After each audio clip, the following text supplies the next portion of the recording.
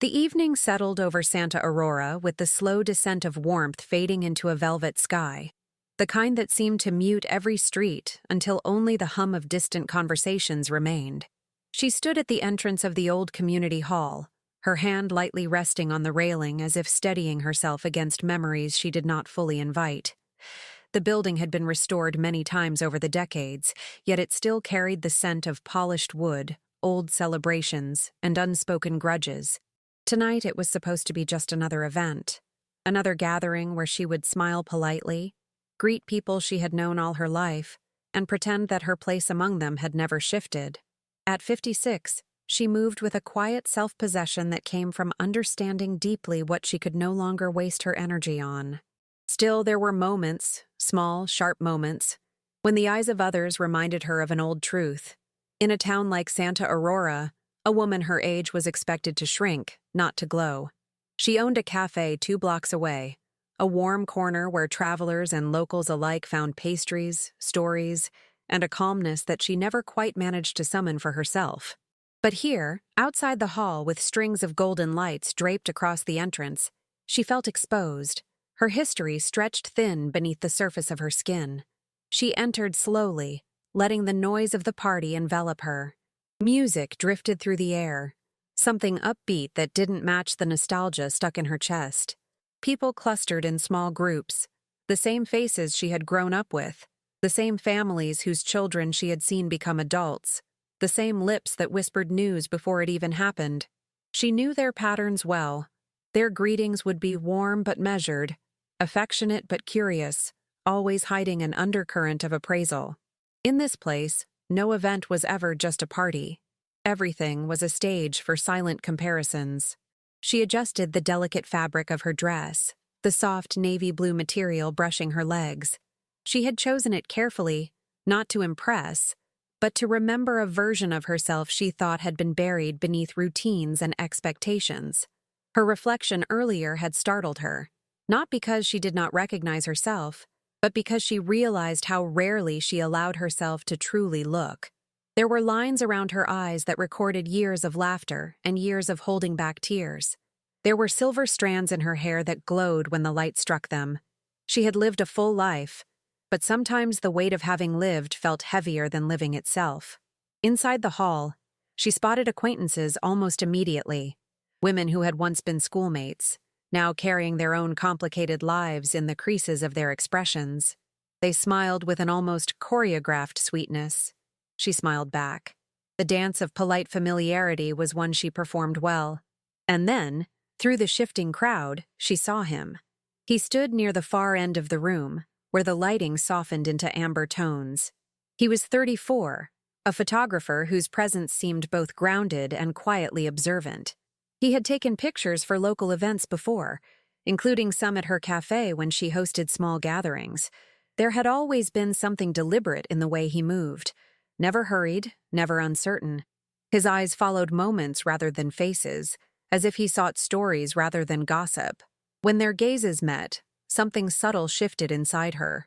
It wasn't dramatic, not a cinematic jolt, but a slow and steady acknowledgement, like recognizing a melody long forgotten. He didn't wave or call out. He simply lifted his chin slightly in a gesture of recognition, the kind that said he saw her without requiring anything from her. She felt her breath deepen. This reaction unsettled her not because he was younger, but because she had grown accustomed to being unseen beyond surface impressions. To be noticed, not as a topic of conversation, but as a human being, felt like a surprising kindness. She moved through the crowd, offering brief greetings here and there. Some people asked about her cafe. Others complimented her dress with a tone that balanced between sincerity and subtle disapproval. She responded with grace, though each comment reminded her how carefully she was being measured tonight. Meanwhile, he remained at a respectful distance, tending to his camera, adjusting lenses, capturing fragments of the evening. But she could feel his attention flicker toward her every so often, not in a way that sought ownership or spectacle, but in a way that gently insisted, "You're allowed to be here." The music grew louder, and laughter rose in uneven waves. She found a seat near the edge of the room where she could observe without being fully absorbed into the crowd. A part of her wondered why she had insisted on attending. Perhaps she wanted proof that life had not entirely passed her by. Perhaps she wanted to feel something other than the safe neutrality she had settled into. As conversations swelled across the hall, she caught snippets of remarks hinting at who had aged well, who had not, who was still married, who had divorced, who had gained weight, who had lost too much. In Santa Aurora, every detail was a topic, every life was a public book. The night pressed on. The air felt heavier with each passing minute. And yet, when she lifted her gaze and found him looking in her direction again, an unexpected steadiness settled inside her, like a quiet promise that the night would not unfold the way she feared. Not because of romance, not because of fate, but because, for the first time in a long while, she sensed that someone in that crowded room saw her not as a relic of the past, but as a person whose story had not ended. And the truth was, neither had she. The memory of choosing the dress lingered with her long before she stepped into the hall. That morning, she had opened her wardrobe with the resigned certainty of someone who expected a battle, one not fought with fabric, but with the voice inside her that had grown sharper with age. The voice that whispered she should blend in, not stand out, that she should choose something discreet, something that would not risk scrutiny. But another voice, softer yet more persistent, pushed back. She ran her fingers along hangers, feeling textures she hadn't worn in years. Linen softened by time, cotton that had lost its early crispness, silk saved for moments that never arrived. When her hand reached the navy blue dress, she hesitated. She had bought it a long time ago, during a season when she had promised herself she would try new things. But life had unfolded differently, and the dress had remained untouched, like a deferred possibility. She pulled it out gently, letting the fabric unfold. It wasn't extravagant. It wasn't designed to seduce or impress. It was simple, graceful, and honest, qualities she had spent her whole life trying to embody. The dress fell softly, catching light in a subtle sheen. Holding it in her hands, she felt a strange ache bloom in her chest, as if she were touching a version of herself she had long silenced. In front of the mirror, she studied her reflection with a vulnerability she rarely allowed. Time had left its marks, yes, on her skin, in the silver strands in her hair, in the softening contours of her face. But it had also carved strength into her posture, tenderness into her gaze, resilience into the set of her shoulders. She traced a fingertip along her jawline, noticing how the woman looking back at her seemed both older and freer than the woman she had been in her youth. She wasn't trying to look younger. She wasn't chasing the past. She simply wanted to recognize herself again. The dress slipped over her body with surprising ease, fitting not like a memory, but like something meant for who she had become. She adjusted the hem, smoothed the sides, and stepped back. The reflection startled her for reasons she could not fully explain. She looked present, not hidden behind layers of practicality or muted expectations, but visible, subtly, naturally, unapologetically. She considered taking it off. She could already hear the potential comments, compliments laced with condescension, surprised remarks about her boldness, whispers implying she had tried too hard. Santa Aurora was not unkind, but it was unaccustomed to women reinventing themselves after a certain age. It preferred them quiet, softened, predictable. But something in her refused to yield to that predictable version of the evening. She left the dress on, fastened a delicate bracelet she had not worn since her husband's passing, and allowed herself a small breath of defiance. Before leaving, she stopped by the cafe to check on a few things. The familiar scent of ground coffee and warm pastries comforted her. Her employees offered cheerful greetings, unaware of the internal storm she carried. She stepped behind the counter for a moment, touching the surface worn by years of stories, laughter, and confessions shared over steaming cups. The cafe was her sanctuary, the one place where she felt both rooted and renewed. On her way out, she caught a glimpse of herself reflected in the glass door. The dress seemed to soften her edges while revealing her strength. It reminded her of something she had forgotten. She was not done shaping her own life. As she walked toward the hall that night, Each step felt like an argument against the quiet resignation she had lived with for years. The breeze lifted the hem of her dress gently, the streetlights casting elongated shadows along the sidewalk. She felt a strange union of nerves and dignity, as though she were stepping into a story she hadn't planned but was suddenly willing to face. Her mind wandered briefly to the photographer, though she tried not to linger on that thought. He had always spoken to her with an unhurried calmness, as if time arranged itself more gently around him. The idea of crossing paths with him tonight added a layer of unexpected warmth to her nervous anticipation. But she refused to misinterpret curiosity as fate. She had learned long ago that wishful thinking often disguised itself as hope. Tonight, she wanted something simpler, to exist fully in her own skin, without apology. When she finally reached the entrance of the hall, she paused again, feeling the cool metal of the door handle beneath her fingers. The sounds of the party filtered through the walls: laughter, music, clinking glasses. Life continuing, expanding, expecting. She took a slow breath, letting it fill the space inside her where fear used to live. Then, gathering her composure, she stepped in. And though she did not know it yet, the dress she chose against the weight of time would become part of the story the entire town would soon repeat. The moment she stepped deeper into the hall, the world shifted into a palette of warm lights and layered sounds. Golden bulbs hung in curved lines across the ceiling, creating an atmosphere meant to feel festive, but to her, felt more like a spotlight illuminating every insecurity she thought she had left at home. Music pulsed through the room, lively, nostalgic, tangled in memories she wasn't prepared to revisit. Each note seemed to pull her backward and forward at once, as if time itself were stretching thin around her. People stood in small, familiar clusters, the successful group near the buffet table, exchanging exaggerated laughter, the family circle, where parents compared their children's achievements, the eternal youth corner, filled with adults still pretending to be 20. Santa Aurora had its tribes, and everyone knew exactly where they belonged, even those who didn't fit anywhere, especially those. As she moved slowly through the space, she felt the eyes, not all at once, but in small, distinct waves, each one landing on her like tiny weights pressing into her skin. Some eyes widened in surprise, others narrowed in analysis, a few softened with fleeting admiration, quickly hidden behind expressions of polite neutrality, and some lingered too long, silently questioning why a woman of her age would choose such a dress, such a night, such visibility. She lifted her chin gently. She would not shrink, not tonight, but the scrutiny wrapped itself around her anyway, an invisible veil she carried from table to table.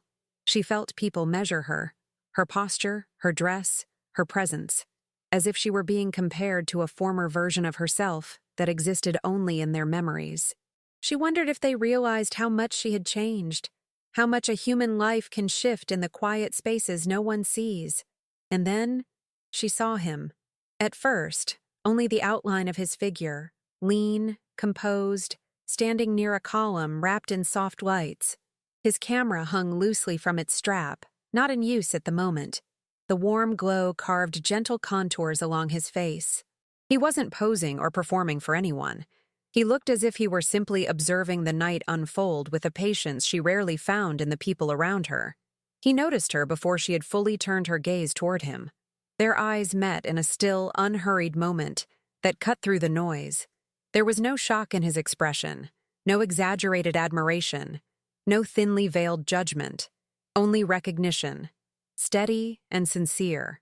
A subtle smile formed at the corner of his lips, not wide enough to draw attention, but warm enough to reach her. She felt it inside her chest like a quiet chord struck perfectly in tune. She looked away, partly to steady herself, partly to hide the instinctive vulnerability that rose unexpectedly. She had learned to be careful with gentleness. It often came with strings attached, but his gaze had held no expectation, only presence. From across the room, she watched him resume his work. He moved with an ease that contrasted with the stiffness around him. He captured details others didn't care to see, the way candles flickered near the dessert table, the bouquet wilting slightly under the heat of the lamps, An elderly couple sharing a laugh so intimate it was almost invisible to anyone else. He didn't photograph spectacle. He photographed sincerity. Perhaps that was why she had always felt strangely at ease around him. She began walking again, threading herself through the clusters of conversation. Some people greeted her with surprise, as if reminding her she had stepped outside the unspoken script of how a woman her age should dress, act, or feel. Others looked at her dress with a smile that carried curiosity, and perhaps a hint of admiration they didn't voice. She felt herself being watched again, not by him, but by those around her. They weren't trying to be cruel, she knew. They were simply performing the rituals of a small town where every choice was a story waiting to be retold. But the gaze of a crowd could be heavier than intention. The lighting of the room shifted as the DJ increased the tempo of the music.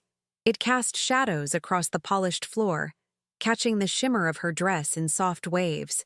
For a moment, she let the lights wash over her. She wanted to absorb at least one fragment of the night that felt like her own, not borrowed from expectation or shaped by memory. She reached a quiet corner near the drinks table. From there, she could see him again. He lifted his camera, pointing it gently toward the crowd, moving with silent purpose. But then his lens lowered slightly. His eyes found her again, across a room filled with conversations that did not matter. And once more, the noise faded. Not because of romance, not because of fantasy, but because he looked at her the way no one else did tonight, as if she wasn't being measured, categorized, or questioned. He looked at her as though she were simply living. A small breath released from her lips, unplanned. The tension in her shoulders softened just a little. She wasn't sure what the night would bring, but she could already sense that something quiet and unusual was unfolding. Something that would not fit neatly into Santa Aurora's predictable narratives. Something that felt, in its own subtle way, like the beginning of a shift she didn't yet know how to name. The evening had barely reached its middle when the tone of the party began to shift. It happened the way small cruelties always did in social gatherings, in fragments, disguised as humor, hidden inside smiles that didn't reach the eyes. She recognized the pattern immediately. She had lived long enough in Santa Aurora to know when kindness was about to wear a mask. It began with a comment delivered too lightly to be innocent. One of the women she had known since childhood approached her with a grin that stretched a little too wide. The woman complimented her dress, but the tone was sharp beneath the sweetness, as though the admiration had been filtered through disbelief. The compliment ended with a laugh that felt rehearsed, like punctuation designed to soften the sting. She thanked her anyway, refusing to give the moment any more space than necessary. But the seed had been planted. She felt the shift ripple outward as others joined the current of small, bruising observations. Nearby, she overheard two men whispering about how some people just don't know how to age quietly. Their voices weren't loud, but they weren't trying to be discreet either. Laughter followed, short, pointed, directed not at her exactly but around her, like a cloud of judgment settling in the air. She kept her expression calm, her posture straight, her movements deliberate. Years of practice had taught her how to carry dignity even when surrounded by mockery dressed as jest. Yet inside, a familiar tightening began to form, a knot she thought she had unlearned to feel. Someone remarked on how bold it was for her to wear something so elegant at her age. Another produced a joke about older women trying to keep up. A third, pretending to tease, suggested she must have spent hours getting ready, as if effort were something she was no longer entitled to invest in herself. Each comment was a pebble added to the weight she carried. Small, almost insignificant alone, but heavy when piled together. She glanced across the room and found him again.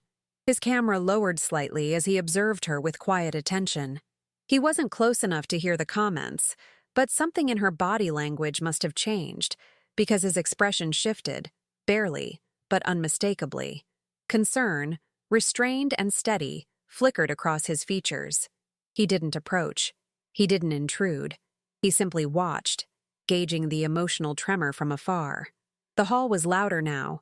The music had risen to a level that encouraged people to talk over it, their voices sharpening with the effort. She tried to lose herself in the noise, to let the music drown out the barbs, But Santa Aurora had a way of making sure its judgments were always heard. A group of acquaintances gathered near her.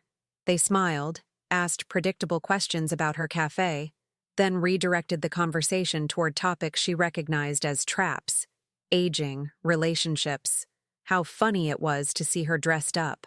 One woman casually noted that seeing her like this made her feel inspired to try harder, too.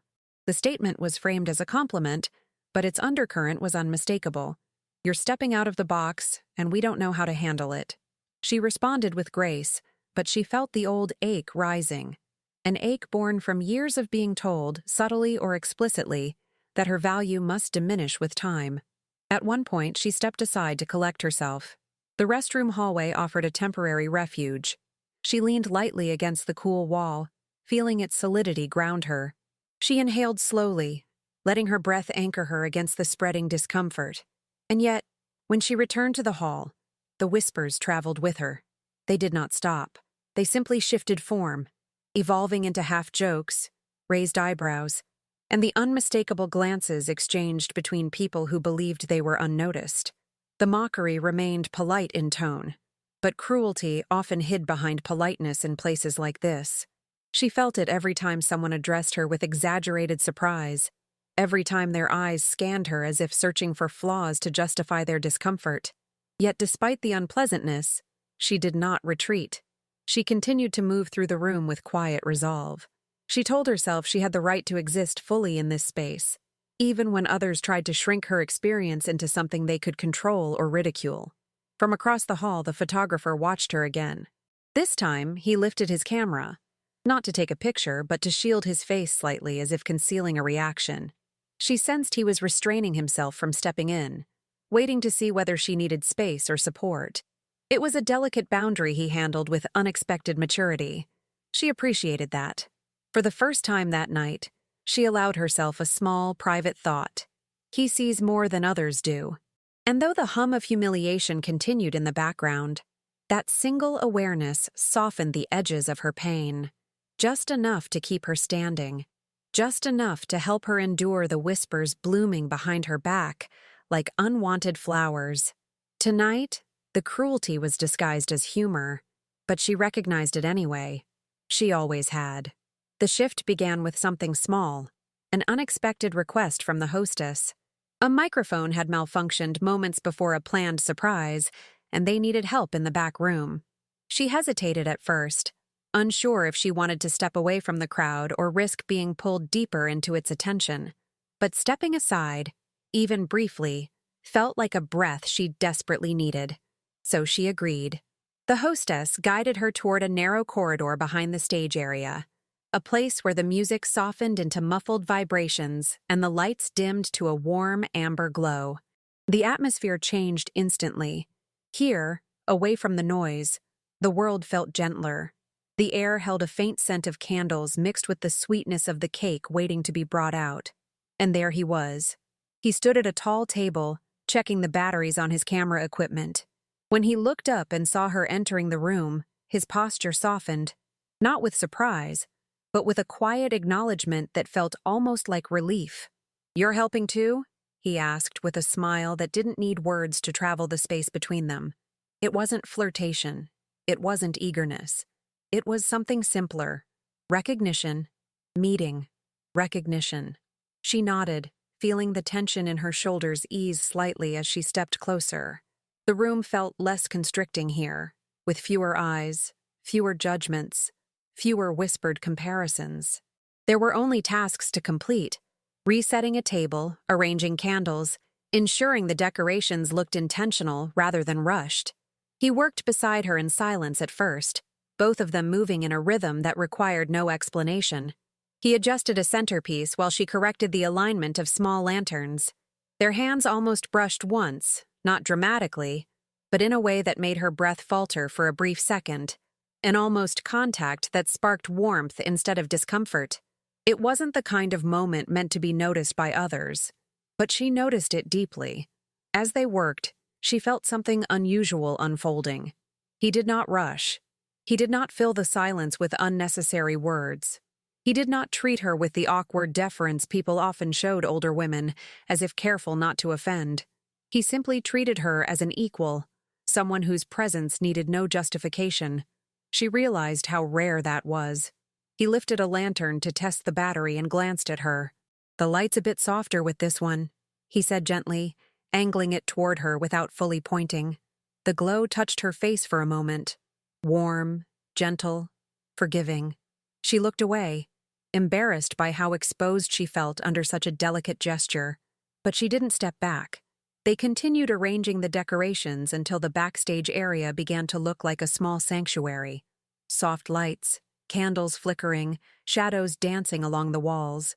The intimacy of the space was unintentional, born from necessity, but it created a quiet world separate from the hall, where the music and the murmurs of the crowd dissolved into something distant. As she reached to move a tray of glasses, her foot slipped slightly on a stray piece of fabric. She steadied herself quickly, but he was already beside her, one hand hovering near her arm without touching. The instinct was protective, but the restraint was respectful. "Careful," he said softly, his voice calm and grounded. She nodded, her heart reacting more strongly than the moment warranted. It wasn't the near stumble that unsettled her. It was the effortless way he cared without overstepping. When they finished their tasks, there was a brief pause before rejoining the rest of the party. She stood with her back against the counter, collecting herself. He leaned lightly against the opposite wall, watching her in a way that didn't make her feel studied or judged. "You look," he began, then stopped, choosing his words with careful sincerity. "You look like tonight matters to you, and I hope it's being kind." She opened her mouth to respond, but emotion caught the words before they formed. She had no idea how to reply without revealing too much of the vulnerability she had spent the evening trying to hide. Instead, she offered a gentle nod. His expression softened, as though her silence was an answer he understood. There was something unspoken between them. Not romance, not longing, but a mutual awareness of the weight she carried in that hall and the quiet support he had offered without fanfare. A voice called from the corridor, announcing that the surprise was about to begin. They both straightened instinctively. The sanctuary dissolved, replaced by the reality waiting just outside the door. Before stepping out, he glanced at her once more. "If it gets overwhelming again," he said quietly, "just look toward the back of the room. I'll be there." It wasn't a promise. It wasn't a rescue. It was simply presence, steady, unobtrusive, and deeply kind. And in that small backstage room, surrounded by candles and the remnants of hurried preparations, she felt the night take a new shape, one that didn't erase the cruelty she'd endured, but softened it long enough for her to keep standing. The return to the main hall felt like stepping back into another world. The music was louder now, reverberating against the wooden floor. Conversations had grown more animated, lubricated by drinks and the collective energy of a crowd that believed itself harmless simply because it was familiar. She walked with renewed steadiness, the backstage sanctuary lingering around her like a faint shield. But small towns had a way of cracking shields open without warning. It happened so quickly she barely had time to prepare. The hostess announced the start of the surprise, gathering everyone's attention toward the center of the hall. A group of guests, already slightly emboldened by alcohol, clustered near her. Their smiles were too wide, their eyes too bright, the combination that always spelled trouble. One of the men, someone she had known since adolescence, leaned in with a theatrical whisper. "Careful," he said loudly enough for others to hear, "or he," and he gestured toward the photographer, "might think you two are actually a couple." Laughter burst around her, careless and sharp.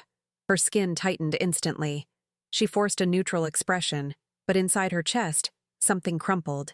She glanced instinctively toward the back of the room. He was there, camera lowered, posture alert. She did not need him to intervene. She only needed to anchor herself. But the moment escalated. Another woman chimed in, voice syrupy with false innocence. "Oh, don't joke like that. She's just enjoying the night. No need to embarrass her with such fantasies." More laughter. Someone else added, "Maybe they make a cute pair. You know, older women are so fashionable lately." The room erupted. Even guests not involved turned their heads to see what was happening. Her heart pounded, not from the joke itself, but from the fact that it was happening publicly, loudly, deliberately. She could feel heat rising to her cheeks. She tried to breathe steadily, but the laughter swallowed the air around her. Phones began to appear. People recording, people smirking, people performing amusement for the sake of the crowd. Her breath caught. This was no longer teasing. This was spectacle. She stood frozen, not wanting to engage, not wanting to justify herself, not wanting to give them more to twist.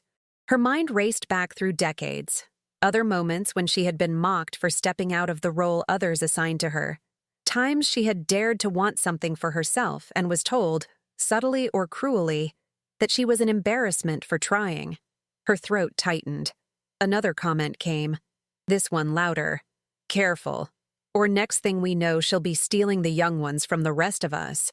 The laughter that followed carried the unmistakable tone of mockery sharpened into cruelty. And then, someone nudged her shoulder lightly, as though she were in on the joke. That was the moment she felt her composure begin to fracture. Humiliation, when made public, had a way of shrinking a person from the inside out. She looked down, just for a second, the weight of all those eyes pressing into her like arrows. And that was all it took for the scene to capture more attention. People leaned closer. People whispered. People waited. But the photographer had already pushed away from the wall. He moved deliberately, not rushing, not creating drama, but with a clarity of purpose that cut through the air like a blade. He did not yet speak, but his pace alone altered the energy in the room. Even from across the hall she could feel the moment changing. Her humiliation was still raw, still visible, but something else was gathering in the space between them. Something quiet, protective, uninvited, yet deeply welcome. The crowd continued laughing, unaware of how close they were to being exposed for their cruelty. She lifted her gaze, just enough to find him approaching with a steady, unwavering expression. And in that instant, the spectacle they thought they were creating began to unravel, not because she fought back, but because someone else finally refused to let the mockery stand unchallenged. The laughter hadn't fully faded when the sharpest barb landed unannounced, like a cold gust slicing through a warm room. One of the guests, leaning against the edge of the buffet, raised her voice enough for the surrounding tables to catch the words. You know, some women only go for younger men because they've run out of options, she said, her tone light, rehearsed, cruelly disguised as humor. The words hit her chest first, a sudden contraction that made her pulse pound in her ears. She froze for a heartbeat, a small, silent shock of recognition. This was not the first time she had heard a remark like this, nor the first time her intentions had been reduced to caricature. Her life, her desires, her decisions, were suddenly flattened, judged by the shallow measures of others. She tried to hold herself steady, gripping the edge of a chair to anchor herself against the sharp currents of humiliation. Her lips parted slightly, but no words came. The crowd continued, unaware of the weight those few syllables carried, their laughter rising again as others echoed similar jokes. A wave of images came unbidden. Years of subtle mockery, whispered remarks from colleagues, family, old friends. Moments where she had been reduced to a punchline or a subject of curiosity, where her choices had been analyzed and dismissed because she dared to exist fully as a woman in her 50s. Each memory sharpened the sting, layered with every slight she had learned to swallow. She looked toward him instinctively. He stood a few steps away, watching, not participating, not judging, just observing with a calmness that seemed almost impossible in the midst of the storm. His gaze held her in a strange balance between warning and support. A silent question, "Do you want me to stay close?" She wanted nothing more than to vanish, to shrink into invisibility, to dissolve into the background and escape the relentless scrutiny. But something in her refused to retreat entirely. The words echoed again, this time carried further by the amplified laughter of onlookers. She felt heat rise to her face, not just from embarrassment, but from the familiar, slow-burning anger that came when injustice was dressed up as joke. She remembered every time she had been told, subtly, that her worth was diminishing with age, that her choices were desperate, that her presence was an inconvenience to the world's preferred narratives. And she remembered, too, the quiet resilience that had carried her through decades. She had lived through public shame before. She had weathered gossip, mockery, and expectations that were never her own. And tonight, though the barbs were fresh, she knew she had survived before, and she could survive now. Her eyes found him again. His stance was deliberate, a subtle tightening of his posture that spoke of restraint and imminent action. He was calm, but she sensed the quiet force gathering behind his composure, a readiness to intervene if necessary. The cruel words had started to weigh less heavily on her, not because they were diminished, but because he was there, present, unwavering, witnessing her dignity in real time. For decades, she had felt unseen, measured only by the whims and judgments of others. Tonight, she was seen by someone who did not require her to shrink to make him comfortable. She drew a slow, steady breath, letting the anger and humiliation flow through her rather than hold it in. Each inhale reminded her of the life she had lived fully, the resilience she had cultivated, and the quiet authority she carried simply by existing. Around them, the room continued in its chaotic performance. People laughed, exchanged whispered comments, and angled for photographs, completely unaware of the emotional tension that pulsed beneath the surface. The cruelty remained, yes, but it had been noticed, recorded, and mentally acknowledged by someone whose attention mattered. Her mind traced back to all the moments where she had felt powerless, where humor had been used as a weapon, where society's expectations had weighed like chains, and for the first time that night, she realized that this moment, as painful as it was, would not define her. It would not diminish her. And then, without warning, he stepped forward. His motion was calm, measured, deliberate. He did not shout. He did not escalate. He simply positioned himself where his presence could interrupt, challenge, and reclaim the narrative without violence. She did not move. She did not speak. She simply felt the air shift around her, felt the weight of injustice countered by something steady, immovable, and kind. In that instant, she understood something vital. Dignity could be defended not only through one's own voice, but also through the steadfast witness of another. The words that had ignited ancient wounds now burned differently, not solely with shame, but with clarity, with the unspoken promise that cruelty could be met with attention, respect, and an unwavering refusal to be diminished. He had observed long enough. The laughter, the whispers, the cruel remarks masquerading as jokes. They were no longer acceptable. He stepped forward, deliberate, measured, moving through the crowd with a calm that demanded attention without raising his voice. The music continued, but it seemed to fade around him. Conversations continued, but they faltered as eyes turned toward him, drawn by a presence that neither begged nor demanded acknowledgement. He reached a central spot, ensuring his stance was visible to all without becoming theatrical. He looked directly at those who had spoken cruelly. His gaze was calm, unwavering, and it carried an authority the room had not anticipated. He did not shout. He did not mock back. He spoke with precise, intentional clarity, his tone carrying the weight of observation and understanding rather than aggression. "Let's consider what we've just said," he began, and the crowd paused instinctively, sensing the change in atmosphere. "We've treated someone as a subject of amusement, as if her choices, her dignity, and her presence were open for debate. I don't see humor here. I see judgment. I see cruelty disguised as laughter." A hush settled. Phones hesitated mid-recording, mouths froze mid-laugh, and the music seemed to soften as if waiting for the room to catch up. His eyes then found her. He did not smile. He did not offer condescension. He simply looked, steady and true, and she felt the weight of his attention like a shield around her. He had seen her entire night, the smiles, the whispered comments, the subtle humiliation, and he recognized her courage, her dignity, her presence. "You have been reduced to a caricature tonight," he continued, his voice calm but firm, resonating across the room. "But what you embody cannot be captured by jokes, assumptions, or laughter. You have lived, loved, lost, and carried yourself through decades with grace. That is what matters. That is what we should honor. The crowd shifted. Some faces reddened. Others avoided his gaze. Phones lowered.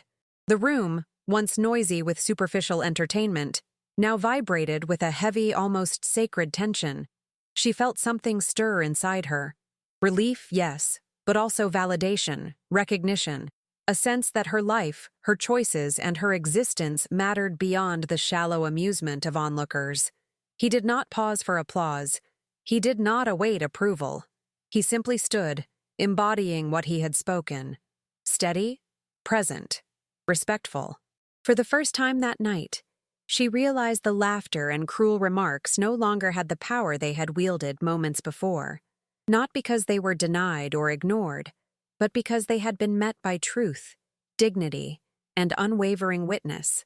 Her breath steadied, the tension in her shoulders eased, a subtle but tangible shift in her posture as she felt seen, validated, and protected, not as a subject of ridicule, but as a person whose worth was inherent and undeniable.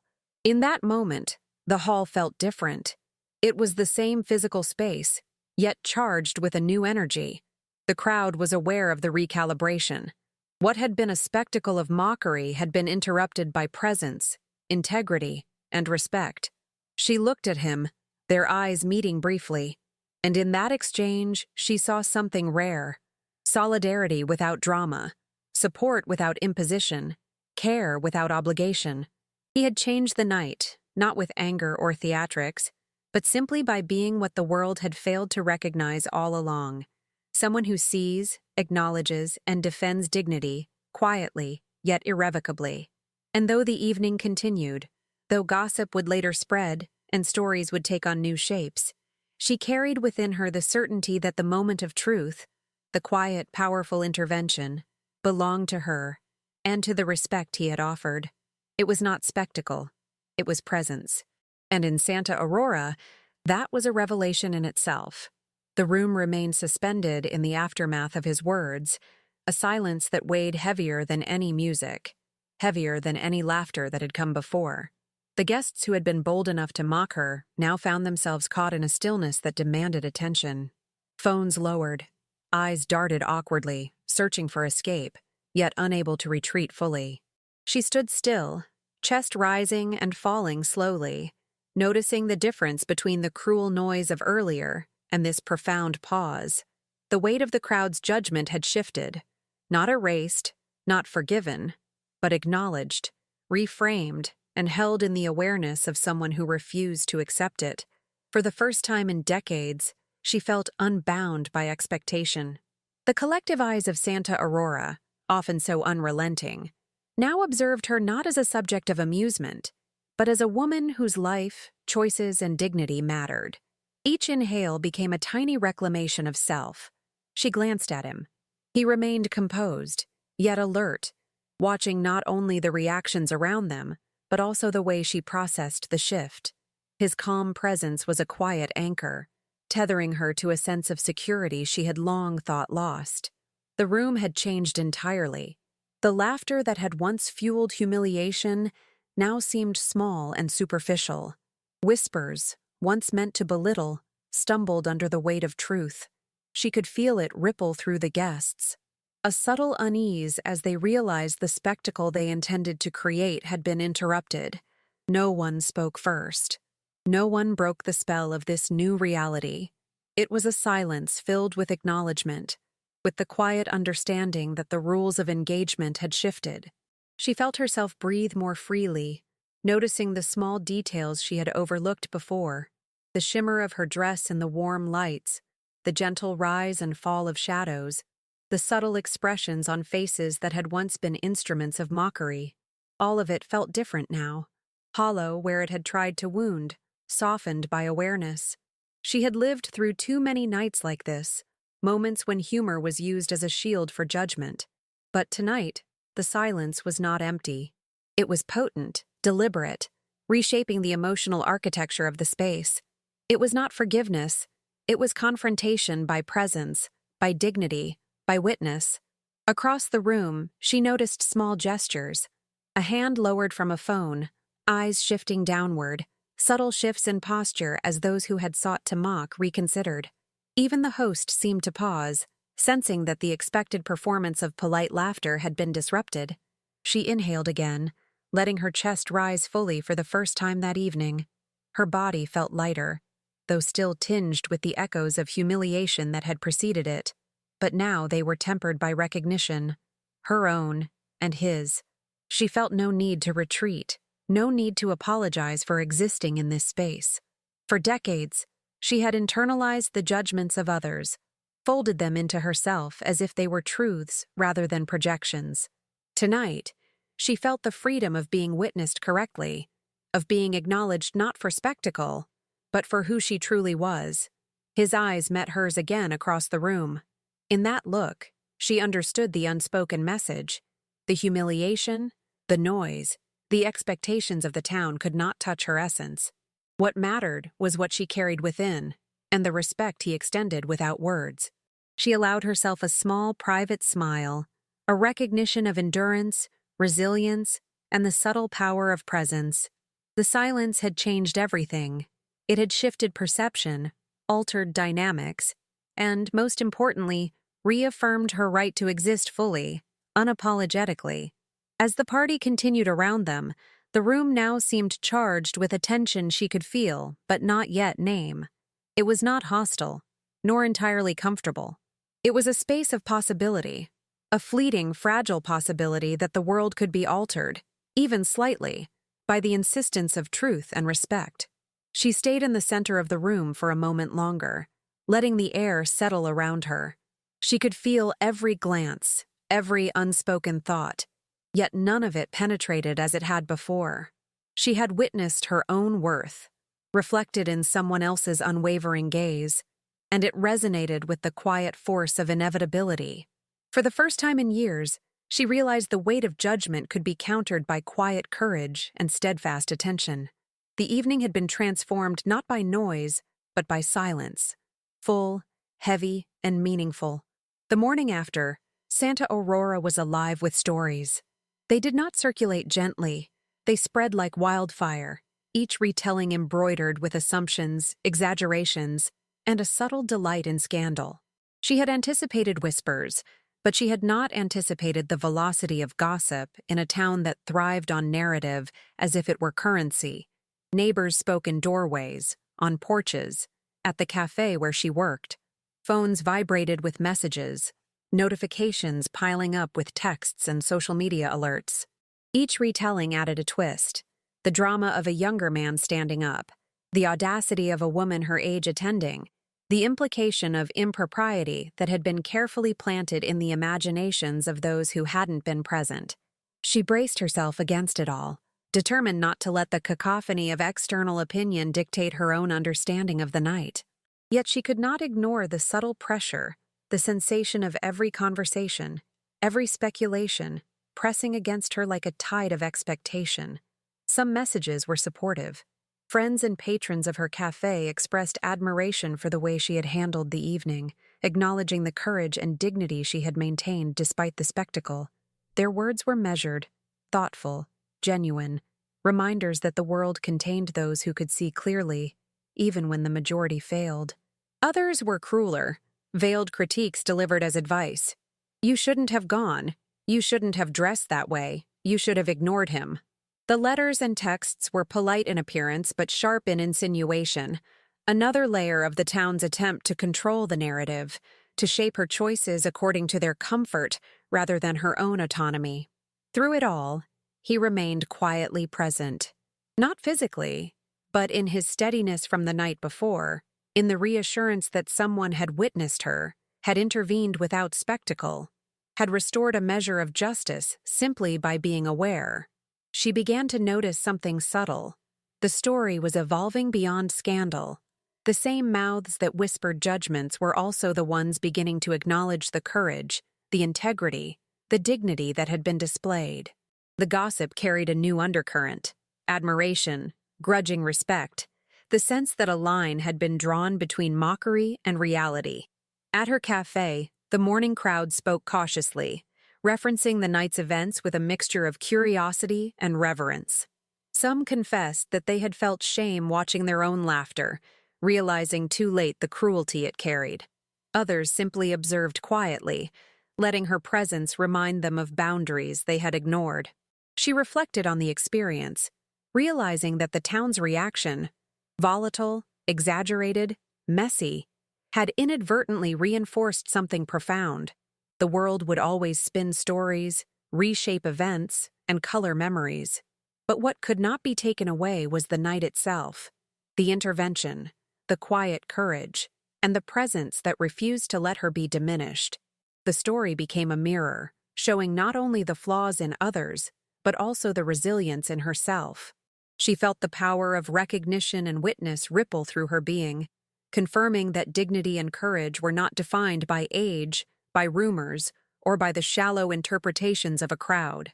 As the cafe filled with conversations, she allowed herself to smile gently, recalling the calm determination of his presence.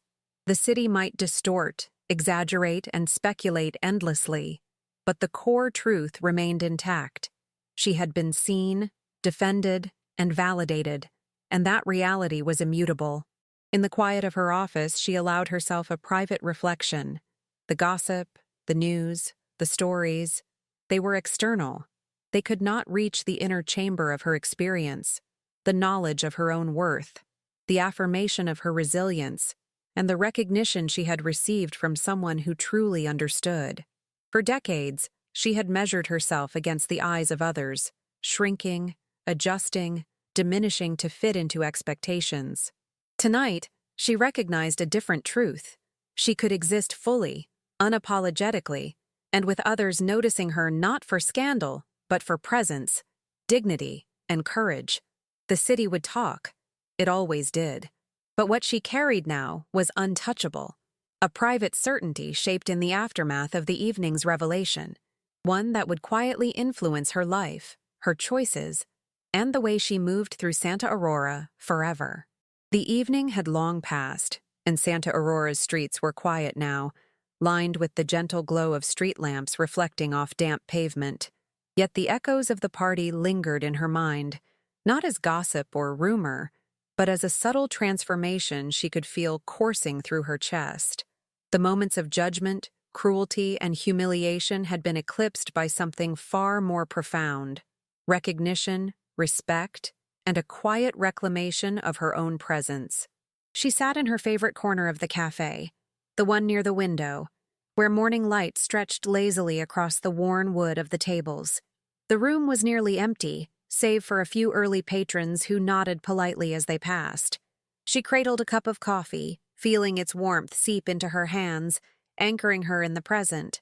Her thoughts drifted back to him, the man 22 years her junior, whose composure and attentiveness had altered the night entirely.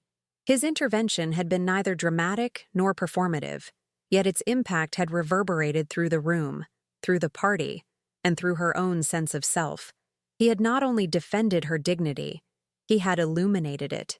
She pondered what this meant for her, for the choices she had long postponed, for the life she had quietly believed was bounded by the expectations of others.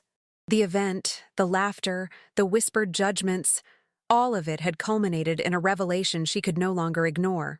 The night had become a pivot, a marker signaling that her existence was not for approval, but for acknowledgement, understanding, and perhaps even connection.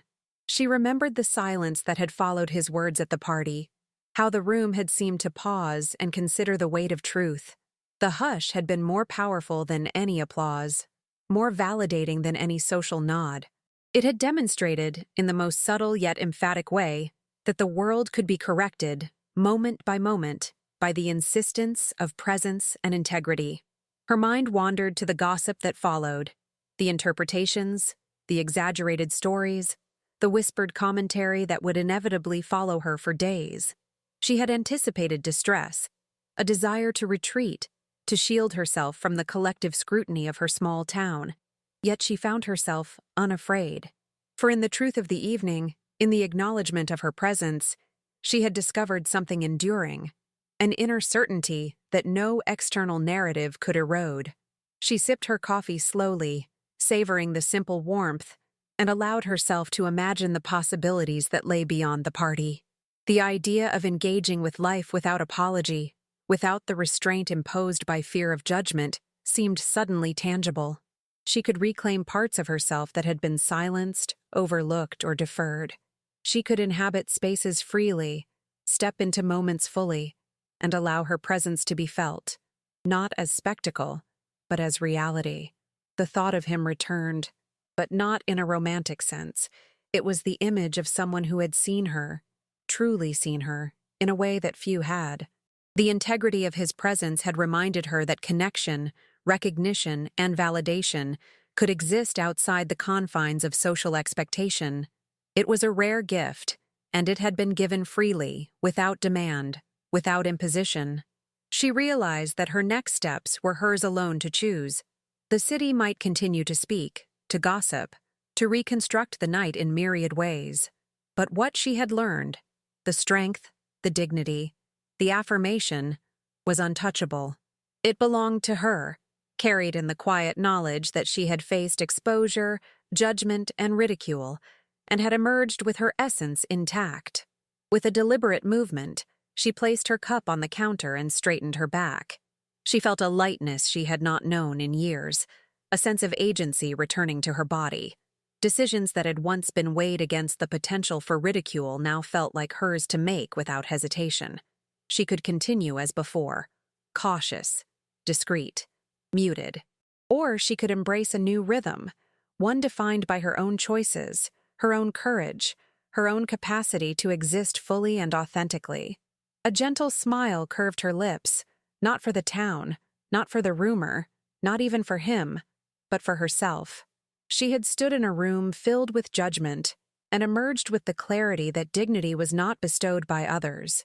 It was claimed, moment by moment, through courage, presence, and self-recognition. The cafe remained quiet, the morning light soft and forgiving. She looked out the window, seeing the familiar streets of Santa Aurora bathed in the new day, the town oblivious to the transformation that had taken place, not in its gossip, but in her own life. And she knew, in the deepest part of herself, that the night of the party was not merely a story to be repeated, nor a scandal to be analyzed. It was a revelation, a turning point, a quiet affirmation that her life could continue, unbounded by expectation, unshaken by judgment, and open to the possibilities she had long deferred. She inhaled deeply, feeling the weight of decades dissolve, replaced with something lighter, stronger, and undeniable. The night had ended, but its truth remained.